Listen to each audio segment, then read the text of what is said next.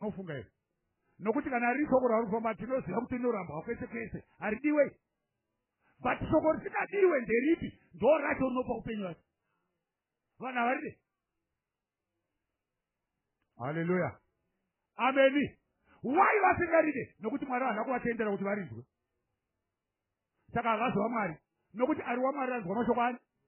Asina waMwari haadi. Saka kusanzwa kwaunoita shoko raMwari iwe uri panewe. Zvinoreva kuti wasi waMwari.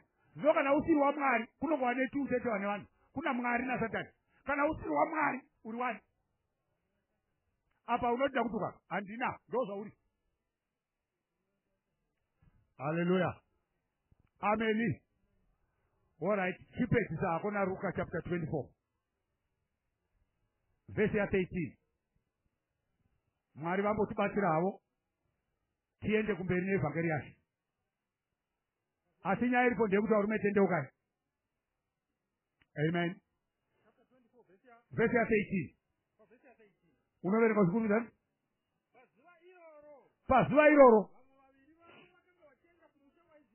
Izuva ripi?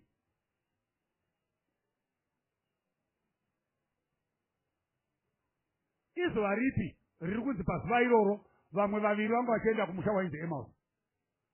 Izuva ripi? Hallelujah.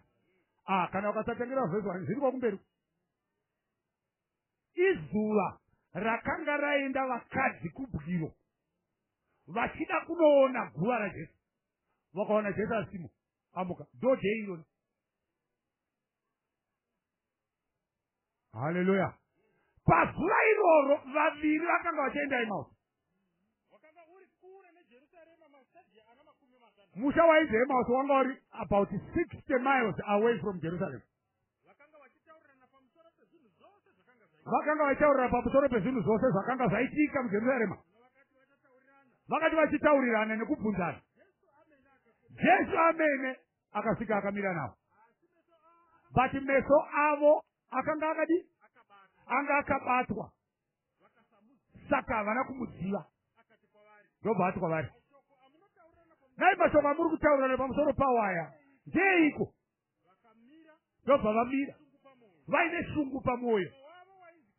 Mumwe wavo ainzi Cleopas akapindura akati kwaari, kuti ndiwe wega here munhu wani ari ega muJerusarema asingazivi zvakaitwamo mazuva ano? Hauzivi, ndiwe wega usingazivi. Amen. Iye akati kuti zviko zvakaitwa muJerusarema. Akati zvaJesu weNazareti. Ona kusaziva. Apa ari kutaura naJesu. Ari kuti ndiwani usingazive zvakaitwa zvaJesu weNazareti. Why? Nekuti meso ake akabatwa. Saka haasi kumuona. Saka kuti umuone, kuti umuzive, kuti umutende, ndiye anenge atokusvinudza. Hallelujah. Yes. Jesu ati kuti anezvako aive muprofita ane simba pabasa nepashoko pamberi paMwari nepamberi pavanhu vose. Uye kuti vaprofita vakuru nevabati vedu vakamuisa kumajajisi kuti atongerwe. Vari kuudza Jesu izvozvo. Havasi kuziva kuti ndavo vari kuudza. Hallelujah. Yes. Vakamurovera pamuchinjwa. Isu taifunga kuti paakabveka ataura achiti kana shoko rangu richigara mukati menyu muchava vadzidzi vangu zvirokwazvo, muchaziva zvokwadi nezvokwadi chakusunungurai. Taifunga kuti ndiye achasunungura vaIsraeri pautongi hweRoma. Takafunga taona mudzikinuri ari kuya kuzochidzikima pautongi hwaanaSiza. Ndo zvataifunga. Pamusoro paizvozvo zvose handitoona kuti ndo musi waitaurwa. Ndo musi wanga amuka. Nhasi razuva retatu kubva pakuroverwa kwake ndo pamuchinjwa. Uyezve vamwe vakadzi vekwedu vakanga vafumira kubwiro vakachingamisa nokuti vakati vachirayiwa muviri wake. Vakauya vachiti vaona chiratidzo chevatumwa vaiti mupenyu. Vamwe vaiva nesu ndivanana vari kunzi vamwe vaiva nesu ndivanana vakaenda kubwira. ndiPeter naJohn. Paya pakamhanya Peter naJohn, John akasiya Peter pasipiti. Ndovari kuti vakaenda kubwiro vakandozwana sezvakazataura vakati kuti hamo mguva. Haleluya. Vari kutaura iye wacho but iye havana kumuona sekutamuonawo kwamuri kuita izvozvo. Ndobva iye ati kwavari, imi vekusafunga mune mwoyo inononoka kutenda zvose zvakarehwa navaprofita. Ko Kristu akanga asingafaniri kutambudzika saizvozvo agopinda pakubwinya kwake here?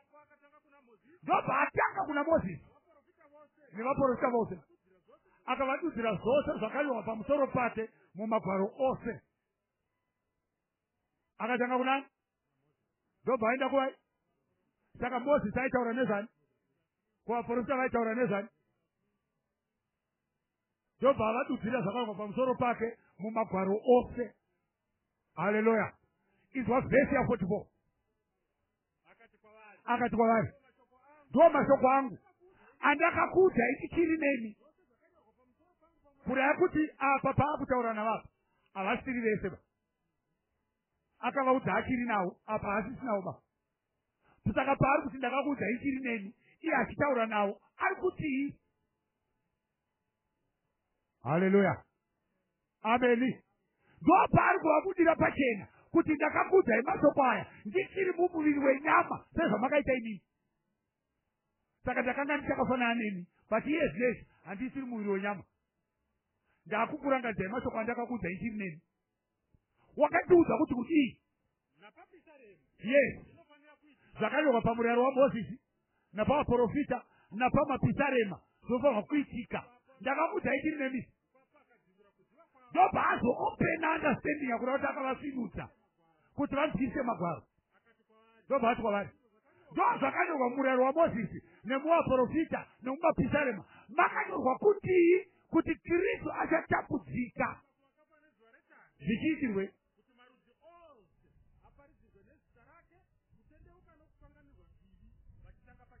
saka kuparidzwa kwokutendeuka nokukanganirwa zvivi hakuitwe kana Kristu asati atambudzika amuka kuvakafa.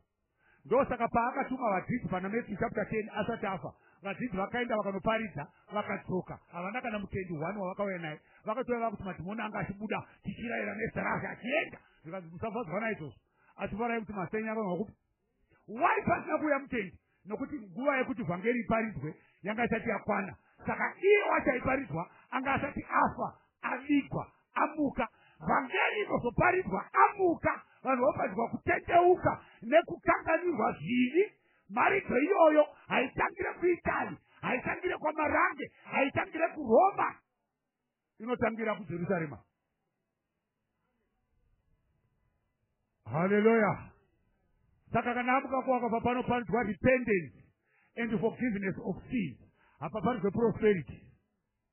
Saka Peter akabata mashoko iwayo anonzi toita sei nevhangeri waparidzai. Zvikanzi repent each and every one of you and be baptized in the name of Jesus Christ for the remission of sins, repentance and forgiveness of sins. And there is also Peter akafita paJerusarema because it will begin at Jerusalem. Saka gospel and repentance yakatangira paJerusalem. Hamene prosperity kutangira kuti no one knows. Hallelujah. Ameni. Patirunyero kupo rinoti yakatangira kuna America. NekuItali. Doko akatanga prosperity gospel, which is not the gospel of Jesus Christ. Saka it's a gospel of another God, which is the devil. Amen. Gospel of Christ is repentance and forgiveness of sins, which means it is salvation. It's enrichment. Hallelujah. Amen. Ndo gospel rani ramwari. Saka atiparidzire kuti vanhu vaite mari. Mari inongoitwa nyangodai neasina kuparidzirwa. Jesu paakauya panyika panapa akaona vanhu vaine mari. Shasha dzine mari. Hallelujah. Akatokumbira mari akapiwa. Nedzimwe shasha dzaasingatendi.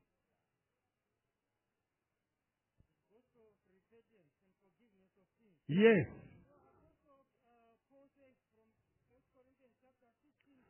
1 Corinthians chapter number 15, verse 1. Now, brothers, I want to remind you of the gospel I preached unto you, which you received. What do you receive? You receive the gospel. You don't receive a car. You don't receive a house. You don't receive promotion. You receive the gospel. By this gospel, you are saved from your sins. Hallelujah. Amen. For what I received, I passed on to you. What did he receive? The gospel. So he passed it on to the Corinthians. What did he pass on to the Corinthians? It's the gospel. What is the gospel? What is of first importance? That Christ died for our sins according to the scriptures. Which are scriptures? Moses, prophets, and the Psalms. Hallelujah. Amen.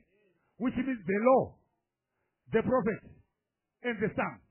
They spoke about the death and the resurrection of Jesus Christ for the remission of your sins when you believe.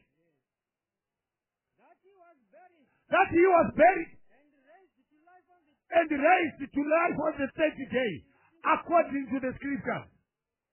Those are going to pass on to the Corinthians. Napoli. Those are going to verse 25. 1 Corinthians chapter 11.